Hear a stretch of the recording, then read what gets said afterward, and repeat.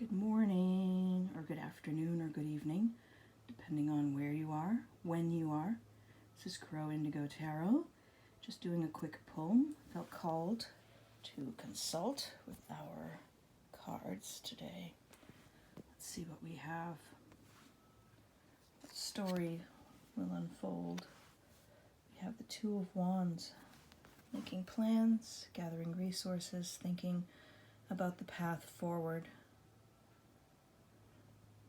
The imagery on this particular card gives me the sense of someone who has a whole world, a really good one, beautiful, and full of varied activity and experience and connections, but they're drawn to something else, something further, something unknown. And although they hold to what they know and appreciate what they have, they are still looking away from it, looking toward that unknown. The moon is the hidden secrets and the unknown, the unseeable mystery. And I'm getting that very strongly from the imagery on this Two of Wands, that there's that compulsion, that being drawn to explore something other than what we know, even though what we know is known and appreciated and valued. Then we have the Six of Swords. Six of Swords energy normally is this stepping away, moving on with the aid of someone else. You know, there's the standard imagery of the person in the boat being ferried away by another person. This imagery in this particular deck feels a little bit different to me. That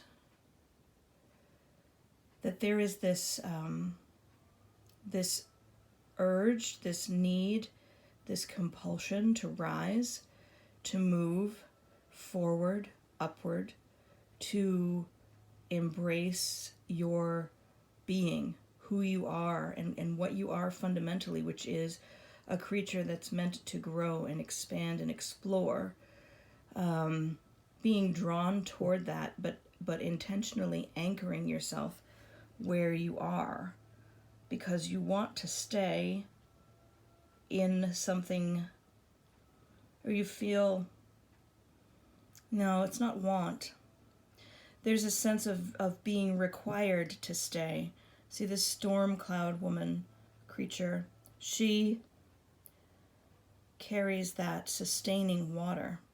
Water being a symbolism for emotion, connection, communion, communication between souls, between humans.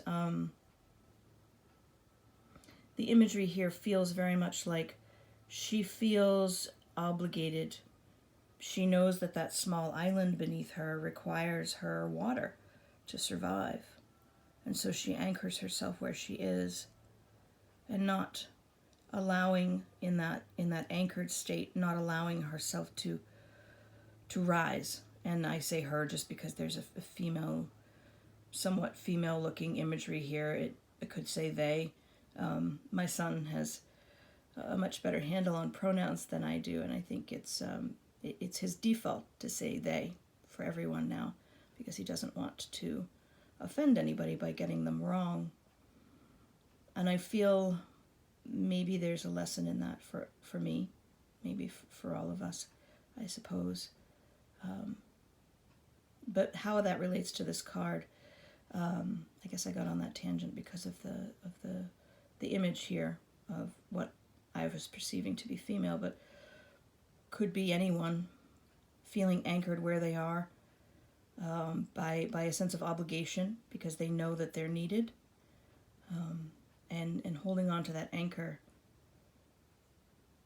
instead of letting themselves rise to the star, above the star. What else? The Five of Swords. Very interesting imagery here. So the Five of Swords energy standardly in the Rider-Waite imagery is that the person with the swords, and there are two other people walking away. Their backs are to the viewer. They've been defeated, and the person in the foreground has obtained all of their swords. And there's always this sense of winning at all costs, or winning, but at what cost? And in this imagery, which is just beautiful and very striking, we see this female character at the front and the male character in the back. And she, if you see, has ripped out the part where his heart would be. And she's taking it with her, and he is becoming a shell, a crumbled, kind of completely dehydrated shell. It looks like the hole was stitched up, so there was the attempt there to survive without that piece. And she doesn't look terribly concerned. I think there's a message here to be cautious and aware of how we impact other people. So we're looking here at somebody who has a lot around them, as I said, a whole world in their possession, but they're drawn. They can't help being drawn to that mystery. But it's sort of really very much a story here for me now. They're drawn to it, but they're holding themselves back from moving toward that which is calling to them because of this sense of obligation to keep this island green, to keep their love raining down on their world. And there's a sense here, perhaps, that this person feels like if they were to explore the mysteries that call to them, that it would be a heartless act, that it would be destructive to their world, to their person, to their connections, and in the end wouldn't mean that much to them. So they would have destroyed the people around them, their world, their family, for nothing. So wherever this energy is that I'm picking up, it's this feeling that you can't be who you feel you're supposed to be. You can't be exploring that which is calling you because of a sense of obligation, because of how you would see yourself in the event that you did go for this moon, go for this mystery. You have the Eight of Wands and the Page of Wands. Eight of Wands can be electronic messages, can be swift movement. You see things really start to take off after they haven't moved, and here we have multiple umbrellas catching the wind, really propelling this person forward. The Wands are passion, desire. Page of Wands, exploring a new passion, exploring a new interest, something that really sets that spark alight, and that I think is drawing back to that moon, where we have a new exploration. Despite all of this underlying feeling, there is that desire to move forward and explore your world, explore the parts you haven't seen yet, explore new feelings, new experiences, new connections. To really embrace being alive. And we have the Three of Cups, which is a community, connection, celebration with friends, being I don't want to quite say bound, but being joined with other people, and enjoying that, finding a pleasure in that. Let's see what's on the bottom of the deck. I want to keep this kind of short today, so we'll just finish there. We have the Queen of Cups. This is nurturing and self-love, taking care of yourself, really, really being there for you and loving you and doing what nurtures you.